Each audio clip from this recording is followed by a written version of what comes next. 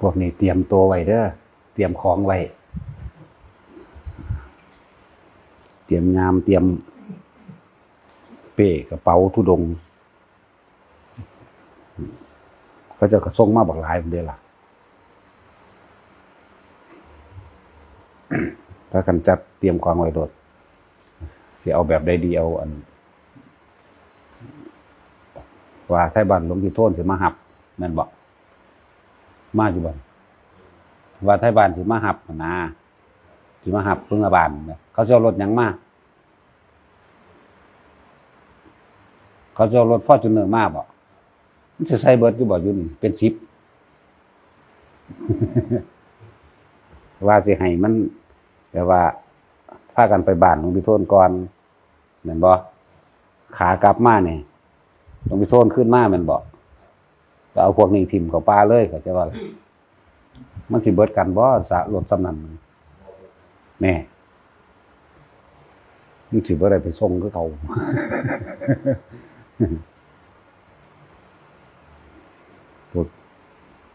เดี๋ยวให้หมู่ไปนำหลายๆอยู่บ่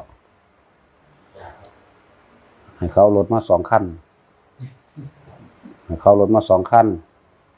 บาดนี้ขากลับนึงรถคันนึงก็เอาพระนั่นปล่อยไว้ในภูพานแต่ของก็ขึ้นมาแค่คันนึงก็กลับนะไปจากต้องโทรบอกเขาจังซั่นเด้เป็น10พุ่นเด้บ่ได้น้อยเด้พวกนี้ก็เตรียมของไว้ติดต่อกันโทรติดต่อกันรถติล่ะหารถมา2คันหาคนขับมันนี่มาพระที่ไปนั่นเป็น10เขาเจ้าอยู่นำจัก2มื้อ3มื้อบ่นะจังซั่นแหละให้เขาเจ้าอยู่บ้านนำบัดขากลับมาเฮากลับเลยแม่นบ่ล่ะพวกนี้อยู่ในป่าเลยแล้วแต่สิเป็นสิตายเด้ จังซั่นแหละคุยกันเด้อกับทางบ้าน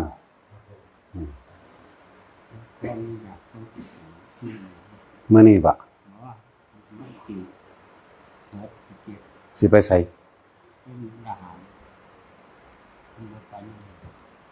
โอ้ยสิไปตายอีหยังงั้นหมู่ละสิไปกับไผหลวงพ่ออันหยังเกาะสมไส้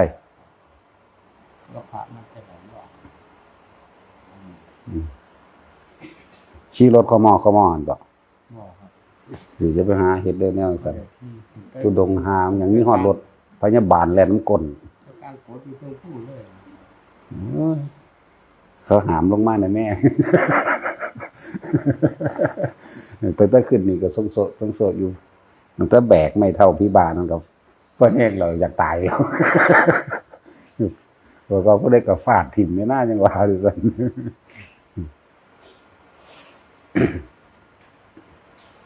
น่ะเตรียมของไว้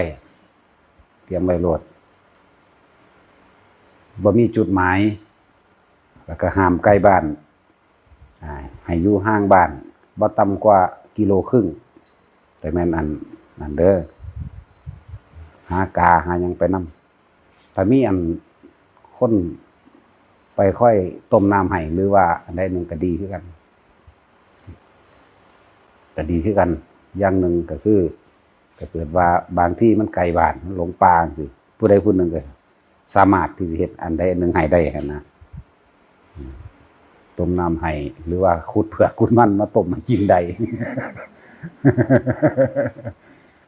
ว่าซั่นก็ย่ำหยวกกล้วยให้กินมันมีอยู่บ่อื่นดอก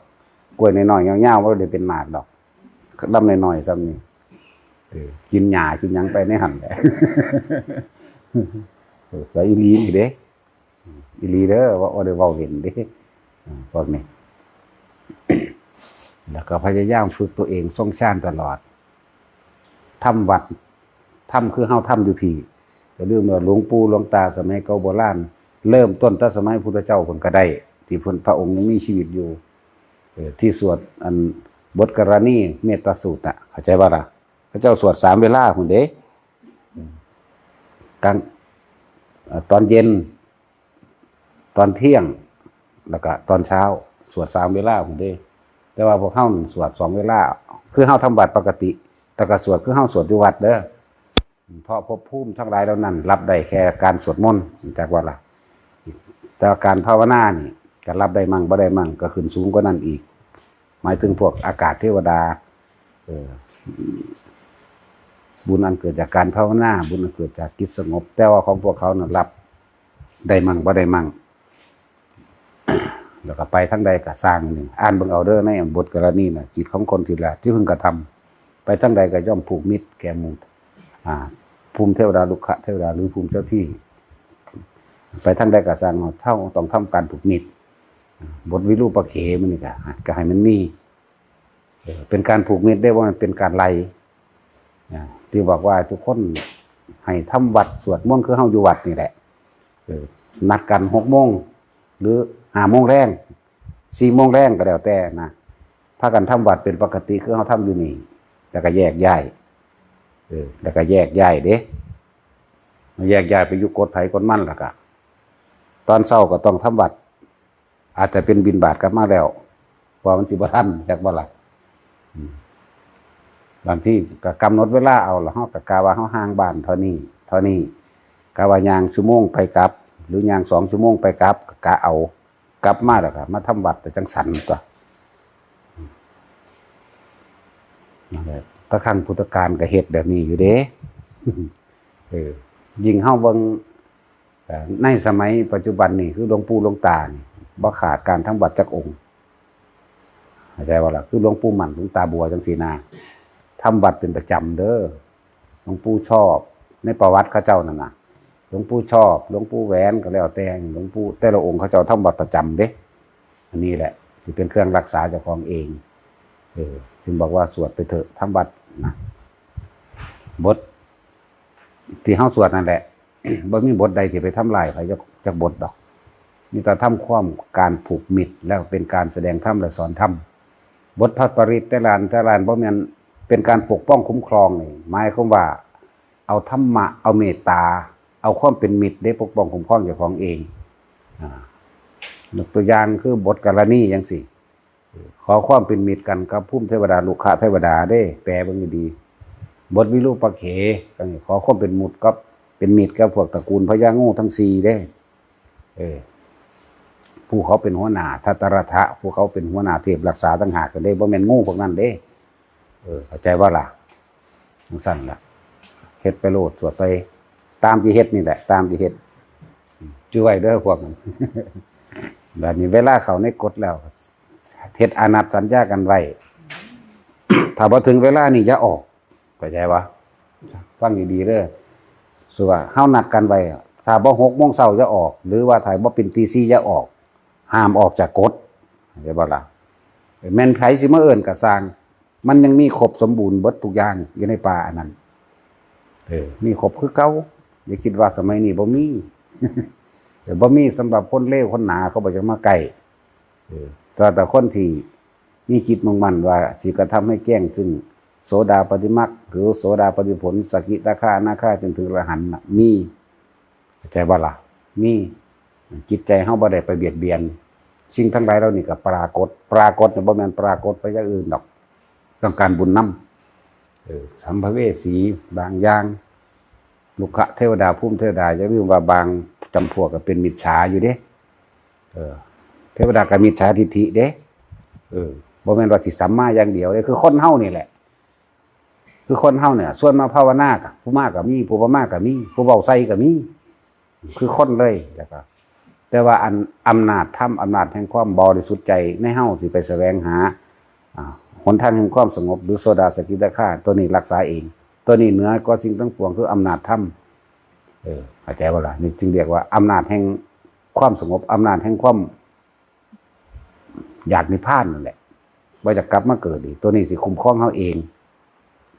ประกอบกันกับ การทำความผูกมิตรนั่นเอง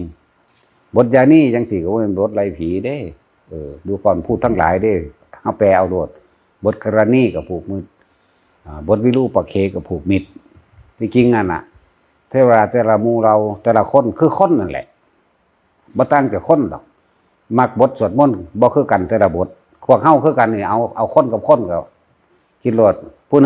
นี้มักบทอันธรรมจักรผู้นี้กันกูบ่มัก กูมักบทอนัตตลกนัสูตรนะกูบ่มักนี่กูมักอธิตตปริยยสูตรพวกนี้กูบ่มักกูมักมหาสมัยนั่นแหละอันนี้กูมักมหาธารณปริตเนี่ยมักบทสารการวิชาสูตรนี่คนก็ยังมักไปคนต่างผีพวกนั้นก็คือกันกับพวกคือกันเด้จังหวะเฮาเห็นเวียนหลอบโลดเป็นคือหลอบคือเฮาเห็นอยู่นี่ผู้ถูกใจก็มีผู้บ่ถูกใจก็มีกษัตริย์ก็คือกันนั่นแหละเทวดากษัตริย์พระอินทร์พระพรหมกษัตริย์ยังมีความยึดติดถือมั่นในอารมณ์นั่นแหละมีความพอใจเลยบ่พอใจอยู่คือเก่าแต่จังหวะพวกเฮาสวดเวียนหลอบไปโลดนะเวียนหลอบไปเฮ็ดคือเฮาทำบัตรบัตรทุกอย่างเฮ็ดคือเฮาอยู่วัดบัตรทุกอย่างแต่ว่าให้อนัตสัญญากันไว้4 โมงแรงเฮาทำบัตรเนาะจังซี่นะหรือ3 โมงทำบัตรเนาะจังซี่นะทำบัตรแล้วหลังจากนี้ไปจนกว่าสิถึงเวลาสมมุติว่าตี 5หรือ6 โมงเช้าจังนัดกันนอกนั้นห้ามออกเข้าใจบ่ล่ะห้ามออกจากกฎมันสิมีได้ผู้มาเอิ้นเด้อเป็นแปลงเป็นกันเองนั่นแหละหลวงตาศรีทำทาไปเอิ้นหลวงพี่ที่ไปหันทอเฮาเนี่ยยาออกเข้าใจว่าล่ะพอเฮานัดอนัตสัญญากันไว้แล้วแม้นยังเกิดขึ้นก็สร้างให้อยู่กับลมหายใจนี่แหละจังว่าลมหายใจนั่นแหละเป็นที่ปกป้องเฮาได้ดีที่สุดม่านผู้มีบาปก็เฮ็ดหยังเฮาบ่ได้แม้กรรมต่างๆก็เฮ็ดหยังเฮาบ่ได้เข้าใจบ่ล่ะอกุศลกรรมม่านแบบใดก็เฮ็ดหยังเฮาบ่ได้ดอกนี่แหละที่ลบภัยอันหมู่ม่านทั้งหลายไม่อาจสามารถให้ผลได้คืออานาปานสติพระพุทธเจ้าเพิ่นก็บอกไว้ชี้แจงชัดเจนนะเด้ล่ะอย่าไปทองได้คาถามันบีบคอเด้ บ่ได้ซ้ำมันเด้สิบอกให้มึงทองผิดบักหามึงเอ้ยโลดเด้พี่กูสิบอกให้ฟังพุ่นนี่มันธรรมดาเด้ไปทองคาถานั่นอันนี้ปราบจิตเจตนานี่ความรู้สึกตัวนี้ออกอย่าคิดเขาบ่ได้เอาปากเขาเอาความรู้สึกข้างในเฮานี่ว่ากูสิปราบเข้าใจบ่ล่ะกูสิปราบกูสิข่มเหงกูเก่งเข้าใจบ่ล่ะเขาบ่ได้ย่านดอก เขาบ่ได้ย่านเด้อนั่นแหละอีหยังก็สู้เมตตาบ่ได้บ่มีอีหยังสิยิ่งกว่านั้นอีกเมตตากรุณามุทิตาอุเบกขาพระพุทธเจ้าแสดงธรรมก็อาศัยอัปปมัญญาพรหมวิหาร4นี่แหละอาศัยตัวนี้เป็นเครื่องเข้าหาแต่ละคนนั่นนะ นั่นแหละธรรมอันนี้ปกครองโลกป้องกันตนเพิ่มแต่ก็เป็นเครื่องผูกมิตรที่ดีที่สุดบ่แม่นแค่ทองเอาเด้พวกเจ้าเอ๋ยมันออกจากความรู้สึกจริงๆถ้าเฮารู้สึกว่ารักตนเองเนี่ยแล้วก็เฮาก็รักผู้อื่นเสมอด้วยตนรักตนเสมอด้วยผู้อื่นเนี่ยเห็นผู้อื่นเป็นดุจดั่งแขนขาอวัยวะเดียวกันบ่มีฉันติบ่มีฉันทคติบ่มีความลำเอียงเนี่ยเสมอกันเบิดนี่แหละตัวนี้แหละเขารู้นะเขารู้ใจเฮากว่าเฮาใจรู้ใจเจ้าของคุณ เห็นว่าตัดสินอย่าลืมได้เขารู้เฮากว่าเฮารู้เจ้าของแต่เฮารู้เจ้าของเลยบ่มีปัญหานั่นคือเฮาว่างความยึดติดต่างหากนั่นแหละ มีเบิดทุกอย่างโปงก็มีคือเก่าผีโปงผีโพงก็มีคือเก่าภูมิเจ้าที่ลูกคะภูมิเทวดามีคือเก่าอย่าคิดได้ว่าบ่มี มีคือเก่าสมบูรณ์สิบ่มีแต่เสือเท่านั้นแหละแต่ว่าสร้างมีว่าสร้างเข้าไปปล่อยเด้ขึ้นกกใหม่เอาเด้อ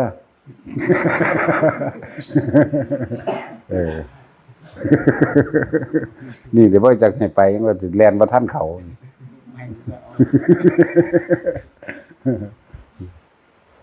เพิ่นว่าผมมีวิชาตัวเบาสั่นผมกระดึบขึ้นบาดสูงเลย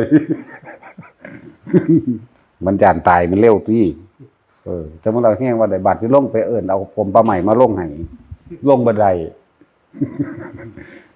บนต้นแค้นเนาะมันใหญ่มันสูงเด้อซั่นมันขึ้นไปได้จังได๋มันอยู่ไกลๆกรมปลาใหม่เอามาเอาไหม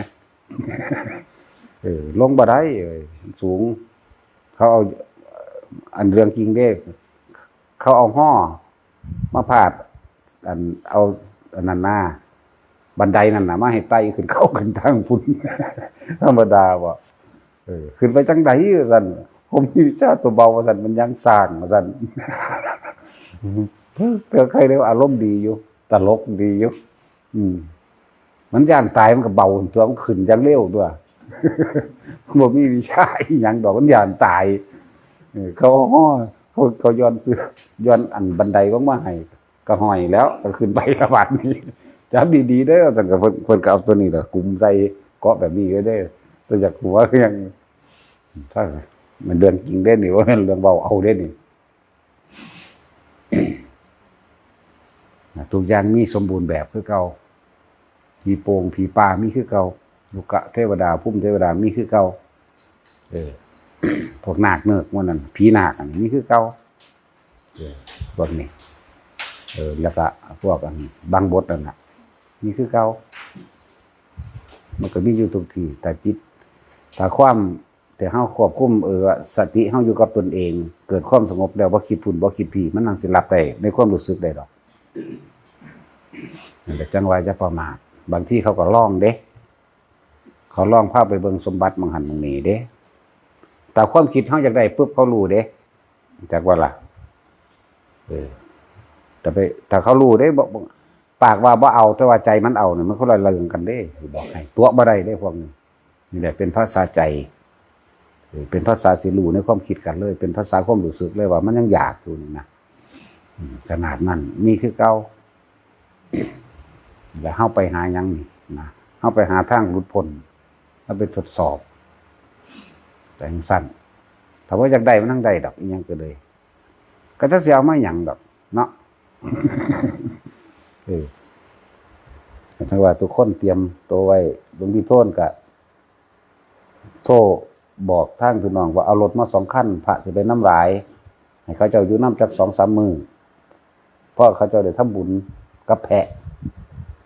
สัตว์โปรดซึ่งไปโปรดสัตว์ดูแล้วเฮาสิไปโปรดสัตว์หรือเฮาสิไปให้สัตว์โปรด ถ้าไปโปรดสัตว์นั่นน่ะทรงชาญเด้ทรงชาญไว้อย่าตกข้างจังบ่ได้สันอาหารบิณฑบาตของชาวบ้านด้วยความเป็นหนี้บ่ได้เว้าเล่นเด้ที่ว่าระวังเด้อไปเกิดเป็นงัวเป็นควายใส่หนี้เขาถูกเอารัดเอาเปรียบแบบนั้นแบบนี้ด้วยแล้วถ้าเป็นการใส่หนี้ทั้งเบิดน่ะศาสตร์ละเม็ดนี่บ่ได้เว้าเล่นศาสตร์ละบาทก็บ่ได้เว้าเล่นแล้วแต่จะไปตกข้างน้ำไผเฮาอาศัยอิหยังนี่เฮาอาศัยบุญคุณของพระพุทธเจ้าเฮานักบวชทั้งหลายนี่ถ้าสิเปรียบแล้วนะฟังนี่เป็นโลกฟังนั่นเป็นที่สุดแห่งโลกแต่ว่าในระหว่างกลางนี่เป็นน้ำจากบ่ล่ะเปรียบเทียบพวกเฮานี่อาศัยผ้าเหลืองของเพิ่นอุ้มบาตรเขามีคนใส่ให้โลดเข้าใจบ่ล่ะคือเฮากินของเก่าพระพุทธเจ้าเด้บ่ได้มีอำนาจบารมีคือเพิ่นเด้เฮานี่อาศัยกินขี้เพิ่นเด้เข้าใจบ่นี่มูลจักบ่กินมูลมรดกเพิ่นเด้นี่เพิ่นเฮ็ดไว้ดีแล้วภิกษุนักบวชเข้ามาแล้วเปรียบเสมือนว่าลงไปในเรือมีไม้พายพร้อมอยู่ที่ตัวเองสิพายไปให้มันถึงฝั่งพุ่นบ่หรือสิบกกลับเข้ามาในฝั่งเก่าหรือสิใจลมกลางน้ำนี่ต่างหากพายคือมีความเพียรมีความอดทนพายไปให้มันถึงเมื่อถึงฝั่งแล้วมันก็ถีบเรือถีบเท่านั้นแหละมันไม่ได้หยังยากดอกแต่ว่าส่วนมากมันจะโดดจากเรืออะขึ้นฝั่งคือเก่านะ เนาะตัดสิน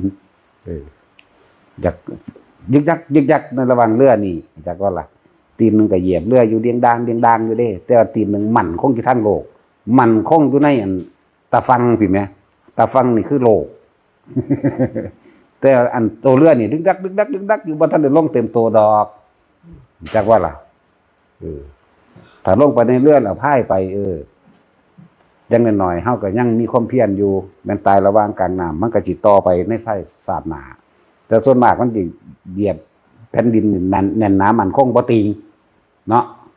ขาซ้ายเนี่ยเหยียบอยู่ดินบ่ติงแข็งดึงแน่นหนาปันเสาอินทขีนแต่ว่าขาขวาจะไปเหยียบเลือดดึกเอาแบบได้ดีป่ะที่มันสิทกกระทั่งพี่มากกว่ามันสิทกขึ้นฟังจากว่าล่ะผู้sĩ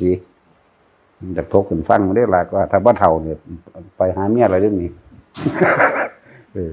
แล้วคิดฮอดอยู่บ่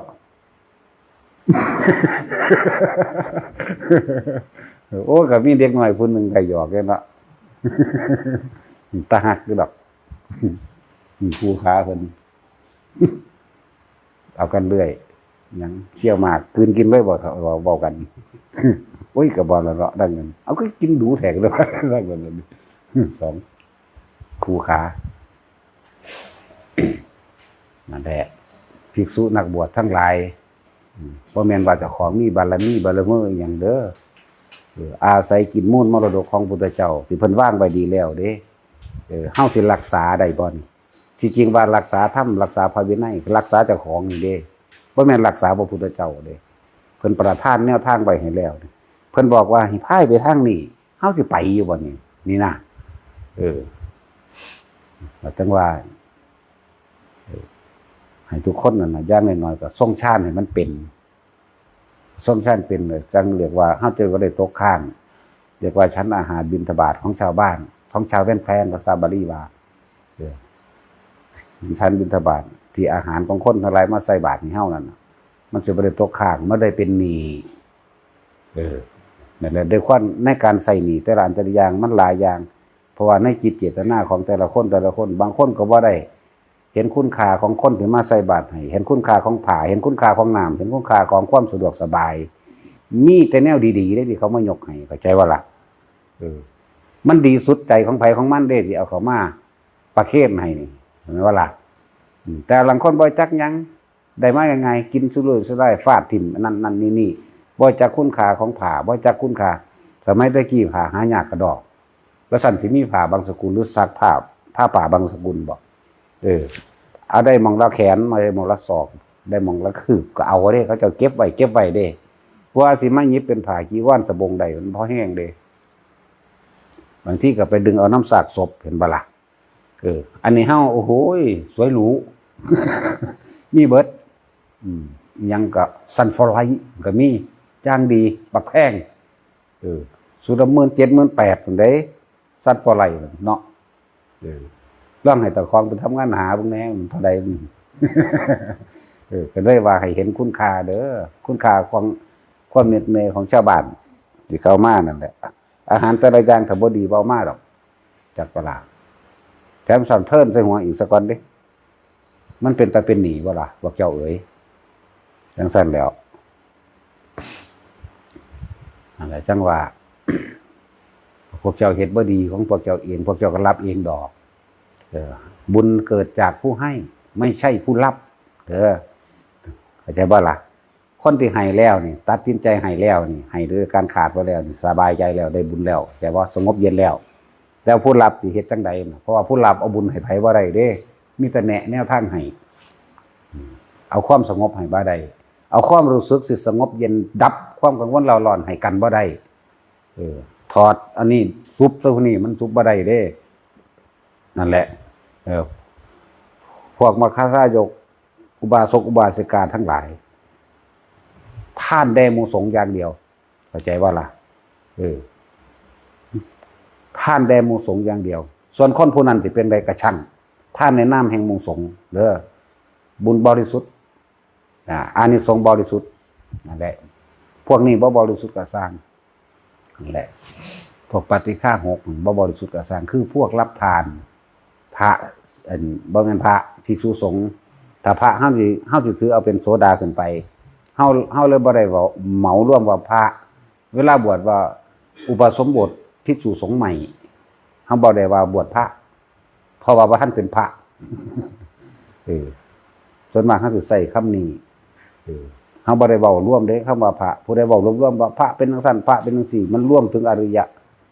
โสดาสกิทาคาขึ้นไปเด้เขาบอกว่าภิกษุสงฆ์เอาบวชภิกษุสงฆ์ใหม่อย่าว่าบวชพระเด้อ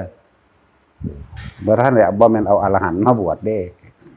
บักหนาๆนี่เด้ว่าธรรมดาบักหนาๆนี่เด้แต่นี่จะลืมว่าแนวทางที่พระพุทธเจ้าประทานไว้นี่คือเฮาลงไปเรื่อยแล้วเฮาสิพายไปบ่บางคนก็ตีนนึงแน่นอยู่ฟังกันจังว่าแน่นเด้บ่ตีงเด้เกินตัวอยู่ฟังนี่แต่ว่าอยู่แคมเรือนี่ดึกดักอยู่นี่แต่ก็ ว่าท่านออกจากฟังดอกว่าท่านลงเต็มตัวสั่นดึงด่างเลี้ยงด่างอยู่อย่างแยกก็ได้จินตนาการออกบ่ได้นี่แท็กซี่มึงคิดออกบ่ได้นี่คือมึงเป็นนั่นแหละเลี้ยงด่างอยู่ถอนปึ๊ดขึ้นมาทั้งฟัง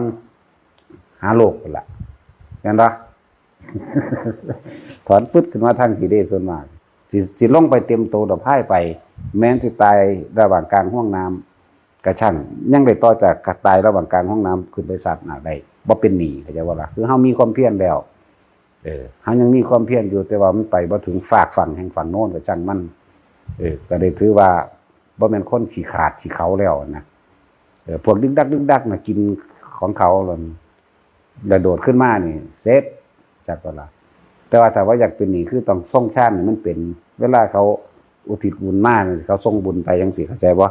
เข้าใจว่าส่งบุญเขาอุทิศบุญขอบุญนี้จงถึงแด่มารดาข้าพเจ้านี่ญาติหรือเจ้ากรรมนายเวรสรรพสัตว์ทั้งหลายบาดนี้เจ้าของนั่นน่ะส่งชาติก็บ่เป็นเอียงกับว่าท่านใดๆอยู่มันเลยข้างน้ำเจ้าของอยากว่าอะไรมันข้างน้ำเจ้าของเด้มันบ่ไปมันมาข้างน้ำเจ้าส่วนไปของเขาก็ไปแต่ว่ามันมาข้างน้ำเจ้าของอะไรเพิ่นถึงบอกว่าชั้นทบาทของชาวแผ่นด้วยความเป็นหนี้ภาษาอันนั้นแต่ตรงอร่อยกินข้าวชาวบ้านระวังเด้อไปเกิดเป็นง่วงเป็นควายแทนเขาสมมติว่าเขาอุทิศบุญให้พ่อแม่เขาแต่ของเละเทะเกิดมาสัตว์ไม่แมนเป็นคนกับสัตว์ไปเป็นคนใส่เขาไปเป็นทาสเขาหรือไปทำงานโดยไม่ได้รับค่าจ้างถือโกงทั้งสันทั้งสี่อันนี้แหละ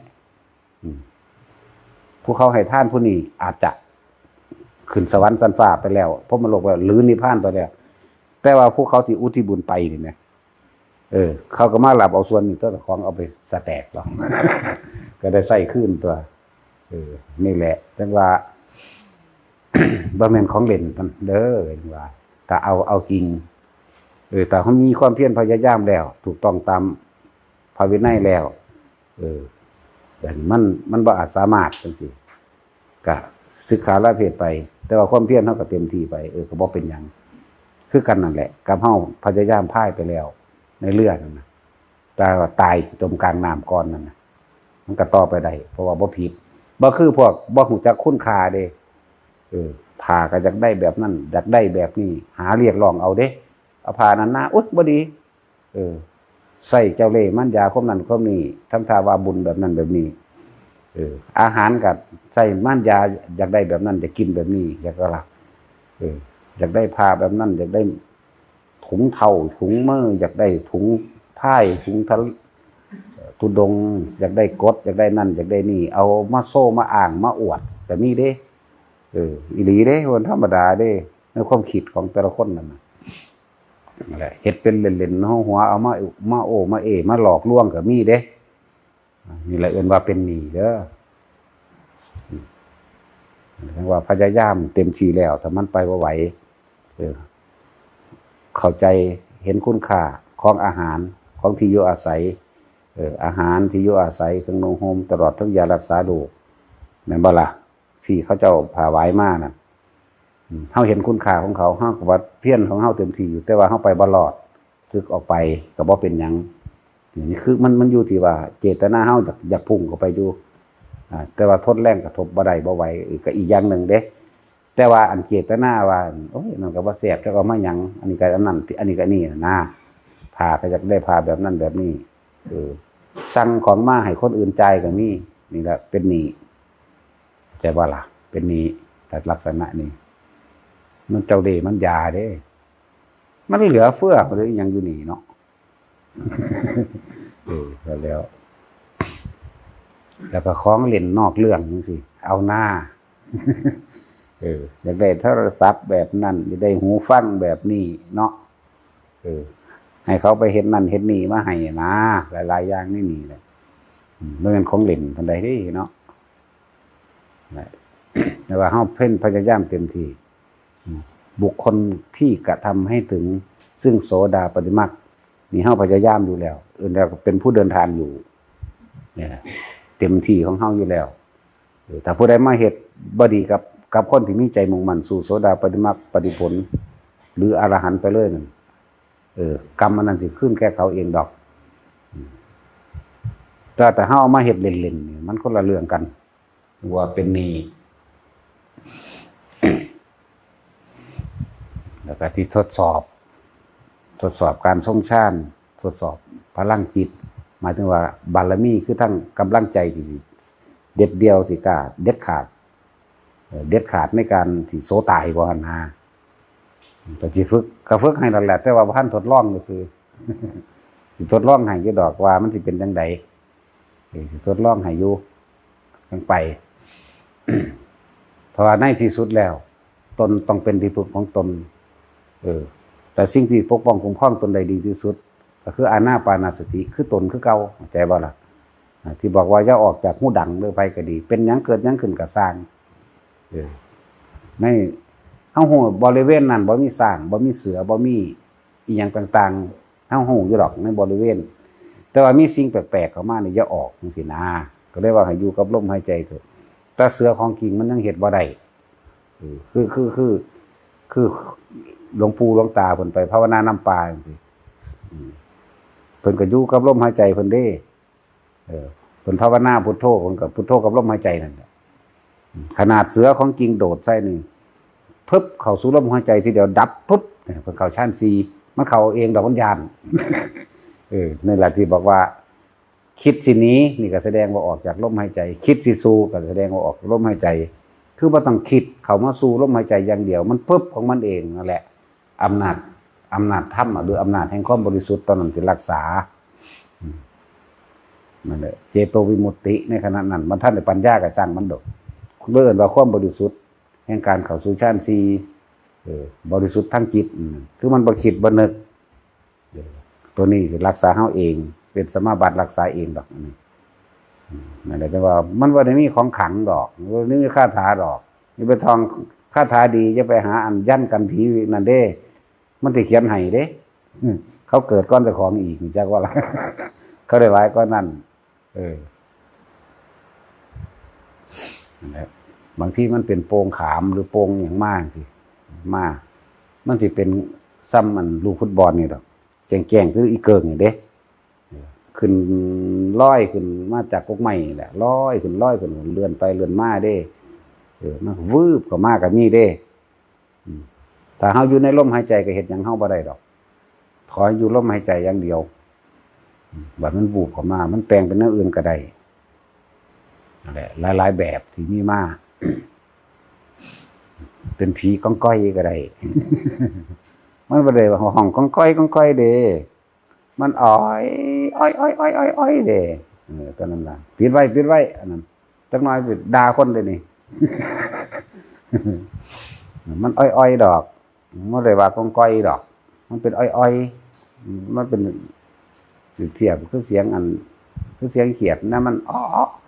นี่นะเขียดอีหยังวะเขียดอีแอบอกกับบ่แม่นมันแอบอันนั้น มันเป็นขี่ขันขากเลยมันคอดโตคืออีแต้วล่ะจะขี่ขันขากล้นไฟว่าอีนี่ก็เลยเวลามันหาคูณอยากได้ผัวมันอ้อยนะแล้วพี่ก้องก้อยมันสั่นล่ะแล้วก็เสียงนกอันนึงเสียงนกกี่ที่ผู้สีเคยได้ยินบ่เกิดก่อนมันวางได้เอาทื่อบ่แม่นแล้วดันเดาบ่แม่นว่ากี่ที่บ่ทื่อเด้อคือคนเว้าเวลามันคุยกันบัดนี้เนาะเด้เนาะ2ตัวเวลามันหาคู่มันบ่ล่ะมันเว้ากันเด้คือคนเว้าอยู่เด้พุ่มพำอยู่เด้เงียงหูฟังธรรมดาว่ะเคยเห็นตัวมันเว้าซ้ำกับตานี่แหละนี่ก็เสียงแลนก่อน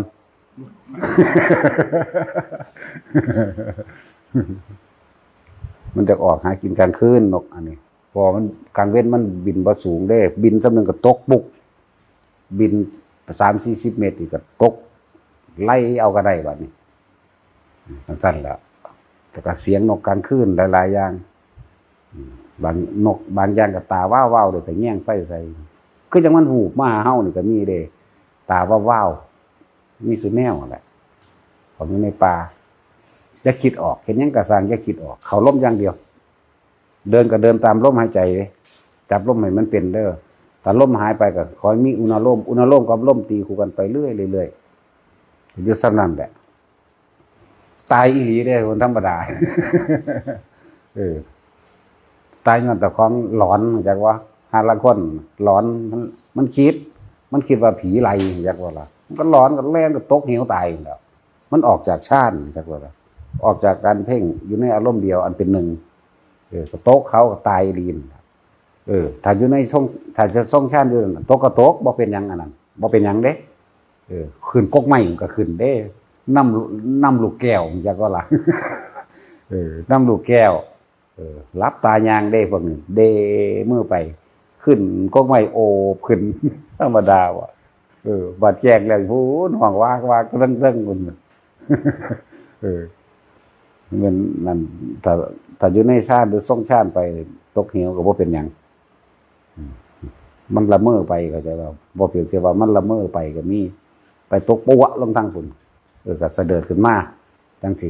ก็บ่เป็นหยังนี่แหละที่บอกว่าการทรงชาติมันรักษาร่างกายเฮาได้รักษา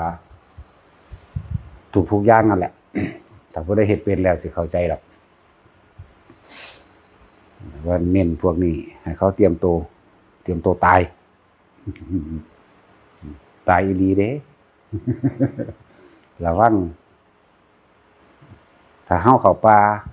ยังก้มยังเงยยังก้มยังเงยแต่ว่าอยู่กับลมหายใจเด้อเป็นยังคือกลมเบิ่งงูเงยกับเบิ่งงูคือกันบ่ได้คืออยู่นี่นะครับระวังแล้วก็ถือไม้เท่าบ่เอาได้ไม้เท่าพญานาคไปฟาดถิ่มได้เลยเป็นน้ำหนักไม้เท่าเราไปเท่าจังคืนผู้บ่ไหวบ่จักเจ้าของเท่าไม่แน่น้อยสิเพิ่นอนุญาตไว้ตะเคียจักว่าไว้ตะเคียป้องกันตนเคียงูเคียขี้เข็บเคียไม่งอดอันใดที่เป็นอันตรายให้เคลียร์ออกเพิ่นเอาไว้ป้องกันตัวเด้ไม่เท่านั้นน่ะบ่ได้มาขังเด้เห็นว่าขังอยู่ของเมื่อยวะ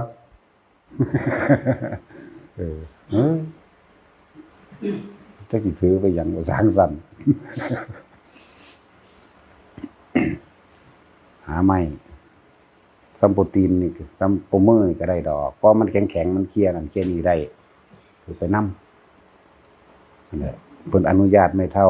รองเท่ามันเพิ่นก็อนุญาตกาก็เอาไปต้มน้ำดอกเอากระบอกน้ำไปน้ำบางที่ก็ได้น้ำห้วยน้ำบางได้ก็ต้มแมงรด ต้มแล้วก็เทใส่อันกระบอกมันไว้แล้วก็อย่ากินน้ำหลายเด้มื้อนึงกินน้ำอมเดียวพอแต่กินหลายมันสิขาต้นมันบวมมันลงขาต้นบวมเบิดอย่างสั้นแหละกินมื้อละหน่อยๆอมเดียวก็บ่ตายดอกนั่นแหละบอกไว้กินเขาก็จะกินหลายมันเป็นโรคแล้วพวกกินดูนี่เป็นโรคเบิดนี่แหละ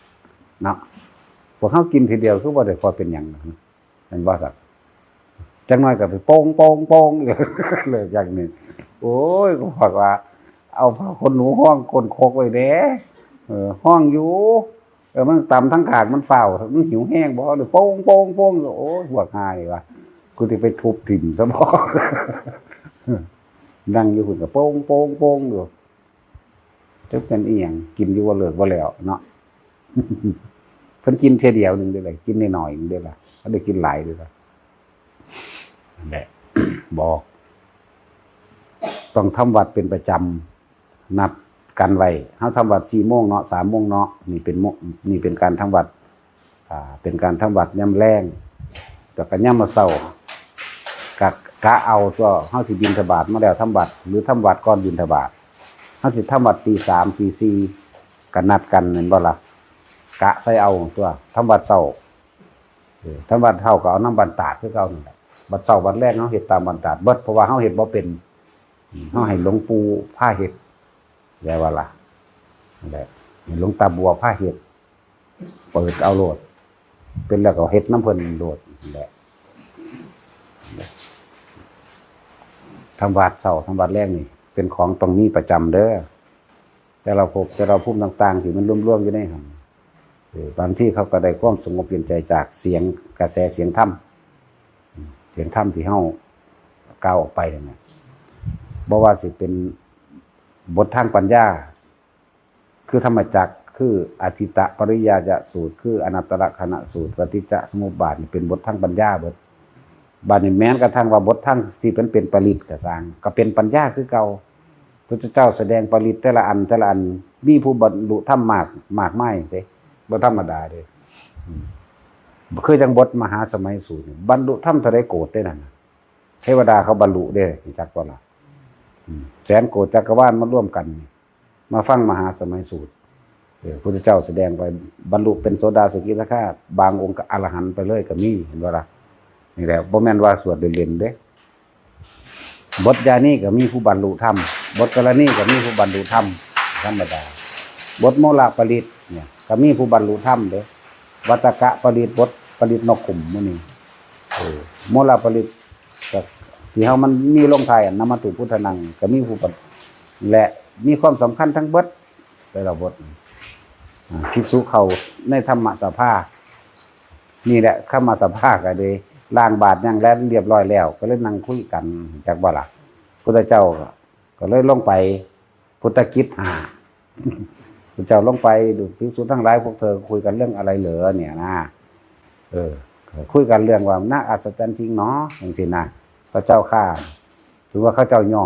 องภาษาลิบุตรเป็นนักสันนิษีแม้ครั้งการก่อนสมัยเราสวยชาติเป็นพุทธศาสารีบุตรก็เป็นอย่างนี้เนี่ยนะฟังไปมันสะเทือนใจจักว่าเกิดมาหลายศาสตร์ได้เพิ่นก็เลยเนาะเฮานะเด้ก็จะเกิดระลึกเข้ามาหาเจ้าของเด้แม้สมัยการชาติหนึ่งเราสวยชาติเป็นโพธิสัตว์อยู่นี่ได้เกิดเป็นนกขุ่มจังซี่นะแต่เขาใส่สัจจะให้เข้าถึงความจริงของโลกความจริงในอนิจจังทุกขังอนัตตามั่งนี่เพิ่นสิแทรกซ้อนเข้าไปเข้าใจบ่ล่ะคนก็เห็นความน่ากลัวของวัฏสงสารไฟไหม้ไปอามาจังซั่นนี่ผู้ใดก็กลัวตายเนาะเนี่ยบางองค์ก็บรรลุโสดาสกิทาคาอนาคาอรหันต์เด้ถึงว่าปริตแต่ละอันที่เพิ่นแสดงบ่แม่นแค่ว่าเฮาสิไปปกป้องผู้ป้องกันอย่างเดียวเด้มันเป็นการผูกมิตรเบิดนั่นแหละสวดตัดสิเว้าเรื่องอันพุทธเจ้าบอกให้สาธยายนั่นน่ะมื้อละ3เวลาเช้าเที่ยงเย็น3เวลาแต่เฮาขี้คร้านเฮาเอา2จักก็ละเน้นพวกนี้มื้อนี้เนาะเน้นพวกสิไปถูดงจาริกะทุดงเที่ยวไปตามป่าเพื่อข่มกิเลสเพื่อฆ่ากิเลสจาริกะทุดงสั่นเลยบอกไว้ว่าบ่แม่นจำใดจำหนึ่งย่างไปน้ำทางว่ามันหยังดอกอันนั้นสั่นไปของจริงมันโหลดไปตามป่าโหลดอดก็อดอีหลีโหลดหิวก็หิวโหลดคิดยากที่ว่าจะไปเข้าห้องน้ำใส่ผู้เข้าใจว่ามันสิง่ายอยู่อ่ะสิเข้าห้องน้ำใส่เอาสิอาบน้ำใส่เอาสิแปรงฟันใส่เอาเนาะจังซั่นแล้วอย่าเพิ่งดีด่าได้ไว้ก็เลยคิดว่าสิม่วนติมันต้องโสตัวเขาเจ้าว่าอาบน้ำเป็นเดือน2 เดือนคนดีเป็นนั่นเด้ร่างเถื่อมบ่ได้กินอย่างมันบ่ทายก็มีเด้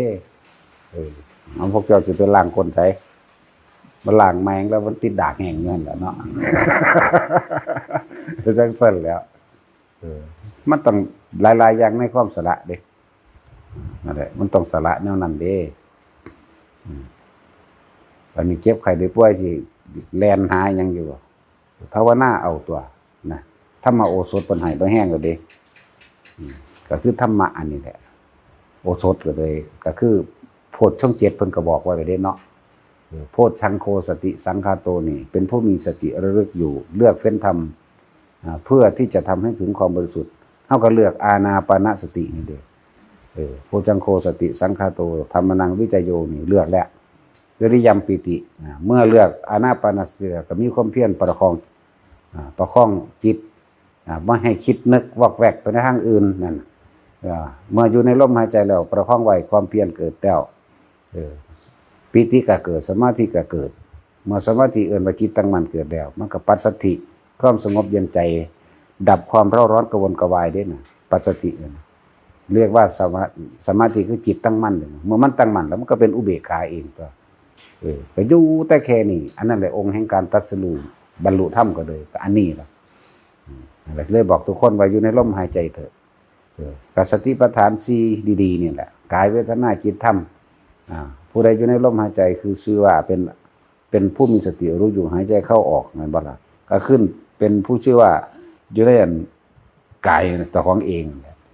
ความคิดย่อมบ่ไปนึกถึงบุคคลสัตว์สิ่งของอันเป็นอดีตปรุงแต่งเพื่อให้เกิดอนาคตแม้กระทั่งความบรรลุเฮาก็บ่ไปปรุงแต่งมันดอกอยู่ในหันโลดสติจับแค่ลมหายใจเนี่ยเฮาสิเว้าไปตามที่เพิ่นสอนไว้นะเพิ่นว่ากระดูกรภิกษุทั้งหลายนะเมื่อพวกเธอทั้งหลายนี่เข้าไปสู่ป่าไม้ภูเขาเงื่อมผาโพรงไม้ถ้ำจังซี่จงตั้งกายตรงดำรงสติให้มั่นนี่เป็นคำสอนเรียกว่าเป็นการฝึกตั้งกายตรงดำรงสติให้มั่นนี่เห็นบ่ล่ะขูขาเข้ามานี่ก็บ่ได้แปลว่าต้องนั่งขวาทับซ้ายหรือหยังรับตาหรือบ่รับตาก็บ่ได้ว่าเด้ล่ะแล้วหลับตาลงมันก็บ่ว่าเด้นั่นบ่เอาแล้วหลับตาลงเถิดก็บ่ว่าเด้ตั้งกายตรงดำรงสติคูขาพึงคูขาเข้ามาตั้งกายตรงดำรงสติให้มั่นเป็นผู้มีสติรู้อยู่นี่หายใจเข้ายาวก็รู้ว่ายาวหายใจออกยาวก็รู้ว่ายาวสั้นก็รู้ว่าสั้นเนี่ยนั่นแหละบ่ได้กำหนดว่าจะต้องนั่งท่านั้นท่านี้ดอกแต่ว่าตั้งกายตรงนั่นเป็นวิธีฝึกถ้าเฮาฝึกไปแล้วตั้งกายเอียงก็ได้จักว่าล่ะเฮาก็นั่งขาขึ้นห่างกันนอนขาขึ้นห่างอยู่เฮาก็เฮ็ดได้ล่ะแต่ว่าเฮาอยู่ในลมบ่ออกจากลมได้ล่ะนี่พูดถึงว่า ตั้งกายตรงดำรงสติให้มั่นเป็นผู้มีสติรู้อยู่นี่ทำความรู้สึกนี่หายใจเข้าหายใจออกในโพรงหูดังเฮานี่แหมลมเย็นเข้าไปวื้อเกิดไปคือมันหอดคิ้วล่ะแล้วก็ออกมาแค่ปลายดังปลายจมูกเฮานี่แหมเฮ็ดอยู่พอสำนั้นแต่เฮาประคองจิตอยู่นี่น่ะถ้าสิเว้าอันตามนั้นน่ะวิวิจเจวกาเมหิเนี่ยเป็นผู้สงัดจากกามผ่านตัวเดียวผ่านเบิดเป็นผู้สงัดจากกามวิวิจเจวกาเมหิวิวิจจะอกุสเลหินี่เห็นบ่เมื่อเฮาสงัดจากกามแล้วไม่มีความยินดีพอใจในการคิดนึกถึงรูปรสกลิ่นเสียงสัมผัสและอารมณ์เนี่ยวิวิจจะนี่สงัดจากกามแล้วประคองจิตได้นี่มีความเพียรเผากิเลสได้บัดนี้นั่นแหละเป็นผู้มีสติรู้ใจรู้ลมยาวก็รู้ว่ายาวออกยาวก็รู้ว่ายาวนั่นแหละเป็นผู้สงัดจากกามอกุศลและจิตถูกละไปใช่ป่ะล่ะที่พวกเฮาต้องท่องกันนะวิวิจจะวิวิจจะวิการนังเนี่ยวิจารนังนี่เห็นบ่เนี่ยเป็นผู้สงัดจากกามไม่คิดไม่ตึกไม่นึกถึงอกุศลใช่ป่ะล่ะแต่สิมึงแปลออกบ่ดอกโอ้ยก็สำนันแหละกูถ้าพวกนี้ก็ยังบ่ทันจักหยังอยู่กูศูนย์คือหยังนี้ กาเมหิบ่วิตกวิจารถึงกามมันผ่านแล้วอกุศลถูกละไปแล้วเมื่ออกุศลถูกละไปแล้วนี่และเป็นผู้มีสติรู้อยู่หายใจเข้ายาวก็รู้ยาวหายใจออกยาวก็รู้ว่ายาวเป็นผู้มีความเพียรประคองสติรู้ลมเข้าออกอาการปิติย่อมเกิดเมื่ออาการปิติบังเกิด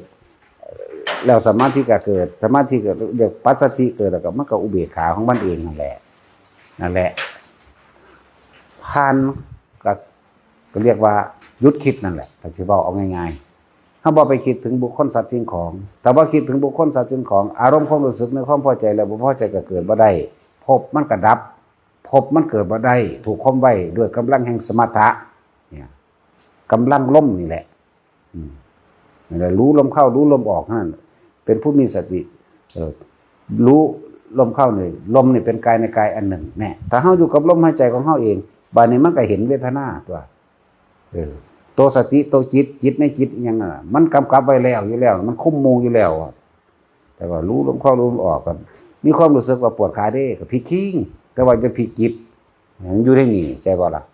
แต่พลิกคิ้งเอา เมื่อเห็นเวทนานอกคือเจ็บแข้งเจ็บขาเปลี่ยนท่าเดี๋ยวไปอดมันสูงมันบ่ได้ดอกนี่ก็ดีให้มันเป็นไปเองดอกอันนั้นตอนนี้เฮาสิเห็นเวทนาในเห็นหยังเห็นความอยากได้ดังใจเห็นความยินดีเห็นความพอใจความยินดีความพอใจมาจากไสนอนั่นมาจากความยึดมั่นถือมั่นจิตของเฮาจิตในจิตเลื่อนว่าสติกำกับจิตเนี่ยมันก็แยกในความในอารมณ์โอ้คนเฮามันถูกเพราะว่าความคิดเนี่ยอยากได้นั่นอยากได้นี่เป็นแบบนี้แบบนี้มันก็คอยเห็นเองของมันนั่นก็ขึ้นชื่อว่าเห็นธรรมธรรมแปลว่าสิ่งทั้งปวงที่เกิดในชีวิตของเฮาเองเนี่ยธรรมทั้งเบิดนี่สิ่งทั้งปวงสัพเพธรรมานี่เห็นบ่เนี่ยสิ่งทั้งปวงนี่นั่นแหละชีวิตจริงที่พวกเฮาประสบพบเหตุมาเนี่ยในสิ่งทั้งปวงเรียกว่าธรรมนั่นแหละนั่งเห็นดอกความเกิดความดับก็เอิ้นว่าธรรมจะว่าความคิดเฮาไปเกิดไปคิดถึงพวกนั้นดึงกลับขึ้นมาได้นั่นดับแล้วเอิ้นว่าเกิดดับเห็นแล้วนั่นวิปัสสนามันก็เห็นไปของมันนั่นเฮ็ดไปเรื่อยๆสิจักดอกก็ขึ้นชื่อว่าอยู่ในองค์แห่งการตรัสรู้เฮาจึงเอาอานาปานสติมันง่ายแล้วมันก็ง่ายแล้วก็มันบ่ได้อาศัยอุปกรณ์อย่างอื่นแล้วก็บ่ได้เลือกว่าสิเฮ็ดเวลาใดอีกได้ทุกเวลาเพราะว่าหยังลมหายใจอยู่นำเฮาหูดังอยู่นำเฮาเพราะเจ้าสิจังท่าใดก็ทางมันสิจับลมได้เบิดถ้าคนฝึกแล้วแต่ว่าเฮาเน้นตัวเดียวนี้อันอื่นๆก็มีอยู่เลื่อนว่าถนัดไผถนัดมันนะกรรมฐานเพิ่นเขียนไว้40แบบเฮาเลือกอานาปานสติเฮาเลือกลมหายใจเป็นผู้มีสติระลึกตามลมเข้าลมออกเรื่องอานาปานสติรู้อยู่กับลมเข้าลมออกมันถึงเห็นดอกความรู้สึกเจ็บแข้งเจ็บขาเปลี่ยนท่าเอาวิธีระงับเวทนาข้างกายแต่ว่าจะออกจากลมหายใจเท่านั้นแล้วสิเห็นเวทนาทั้งใจดอกคือความอยากนั่นแหละการทำความเพียรถ้าบ่ฮู้จักว่ากิเลสเกิดจากไสนั่นน่ะแม้นเจ้าสินั่งจนขาหักเพิ่นก็สร้างดอกแต่บ่ฮู้จักว่ากิเลสเกิดจากใจตัณหาเกิดจากใจความอยากเกิดจากใจบ่ฮู้ว่าทุกข์เพราะว่าหยังเจ้าสิไปหาจังได๋สิเอาความเพียรหรือเอาความทรมานทางกายโดยการอดข้าวอดน้ำหรือการเพ่งไปในไฟหรือทำความเพียรทรมานร่างกายตัวเองเพียงใดก็สร้างมันบ่พ้นได้จักว่าคนเฮาทุกข์เพราะอยากจักว่าล่ะความอยากเกิดจากไสก็เกิดจากอยากนี่แหละจักว่าล่ะมันทุกข์เพราะอยากหันเข้ามาเบิ่งตัวนี้เอิ้นว่าจิตในจิตคิดเบิ่งดีๆนะประสบการณ์ในชีวิตจริงของพวกเฮาที่ผ่านพบมาเรื่อยๆนี่จึงบอกว่าธรรมะคือความจริงของชีวิตเราเองในสิ่งทั้งปวงที่ประสบพบเจอเนี่ยประสบการณ์จริงในชีวิตจริงของตนเองดึงเข้ามาพอสุดท้ายทุกคนก็เดินทางเข้าสู่ความตายนะเนี่ยนี่แหละเอาความตายมาเป็นไม่ตายปราบเจ้าของเองแน่นั่นแหละแต่กูไปเกิดอีกเป็นหยังกระสังก็ทุกข์คือเก่าก็ไปตายคือเก่าเนี่ยก็หันเข้ามาก็คอยอยู่ดอกนั่นแหละทุกคนก็เฮาเน้นอานาปานสติอย่างอื่นเฮาก็เฮ็ดเป็นอยู่ดอกมันบ่สอนเป็นเบิดนั่นแหละเอาสมาทาน